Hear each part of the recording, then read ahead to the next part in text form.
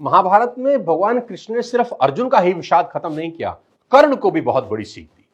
महाभारत में कर्ण भी भगवान कृष्ण को अपनी व्यथा सुना रहे हैं कि मेरी मां ने मुझे जन्म देते ही त्याग दिया, आचार्य द्रोण ने मुझे शिक्षा देने से मना कर दिया क्योंकि उनकी नजर में मैं क्षत्रिय नहीं था। द्रौपदी के स्वयंवर में मुझे अपमानित किया गया कि मैं राज परिवार का हिस्सा नहीं हूं। मुझे पूरे जीवन अपमान का घूंट पीना पड़ा।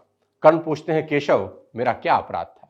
भगवान कृष्ण जो कर्ण को जवाब देते हैं, मुझे ऐसा लगता है कि यह जवाब 1000 करोड़ टीचिंग के बराबर है। यह जवाब सीखने के बाद आदमी के पास हर सवाल का जवाब मिल जाएगा। जी हां, कृष्ण मुस्कुराते हैं और जवाब देते हैं कि हे सूर्यपुत्र, मेरा तो जन्म ही कारागार में हुआ।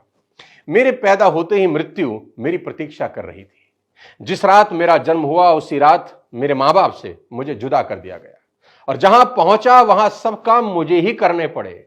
गायें चराने से लेकर गोबर उठाने तक सब काम करता रहा। सिर्फ 2 दिन का था, मेरे ऊपर राक्षसों ने हमला कर दिया। मुझे बारंबार जान से मारने की कोशिश की गई। मेरा अपना सगा मामा मेरी जान का दुश्मन था। मेरे जीवन की चुनौतियां कहां कम थी। अन्याय जीवन भर मेरे साथ भी होता रहा।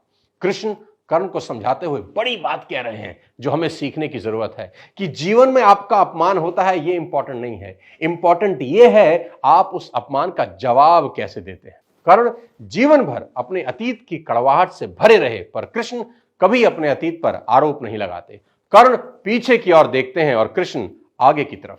कुदरत ने दोनों के साथ अन्याय किया, पर कर्ण यह अन्याय कभी भूल नहीं पाए और कृष्ण को यह अन्याय कभी याद नहीं आया।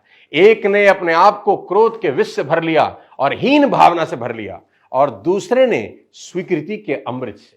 दोनों में अगर कोई अंतर था तो वो एक्सेप्टेंस का था।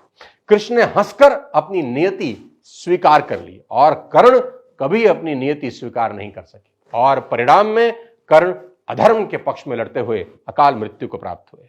परिस्थितियों का चक्र चलता रहेगा। कई बार लगता है कि भाग्य ने धोखा दे दिया।